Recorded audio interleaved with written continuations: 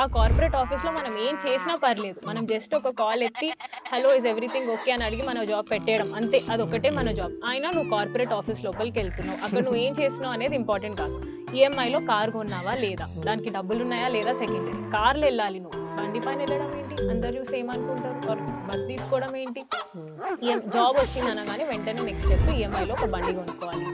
ఆ బండి వేసుకొని మనం ఒక పెద్ద కార్పొరేట్ ఆఫీస్కి వెళ్ళాలి. అక్కడ చేసే జాబ్ మనకి ఇష్టమా కాదా, అది యూస్ఫుల్లా, మనకి హెల్ప్ అవుతుందా, వేరే వాళ్ళకి హెల్ప్ అవుతుందా, ఆ జాబ్ బాగుందా, ఏం లేదు, కార్పొరేట్ ఆఫీస్కి వెళ్ళాలి. అప్పుడు my son or my daughter ఒక పెద్ద కార్లో ఒక పెద్ద ఆఫీస్కి వెళ్తున్నారు అని ఒక మైండ్ సెట్ మనకి ఫామ్ అయిపోయింది. That is when you win in life. అంటే నీ సన్నో డాటరో అది చేస్తున్నారు అన్నప్పుడు యూ విన్ ఇన్ లైఫ్. అది సేమ్ థింగ్ వాళ్ళు డిఫరెంట్గా చేసి మనం ఆ ఛాన్స్ ఇచ్చి వాళ్ళు ఏదైనా అచీవ్ చేశారు అది అనే ఆస్పెక్ట్ వరకు అసలు థాటే వెళ్ళట్లేదు వాళ్ళకి.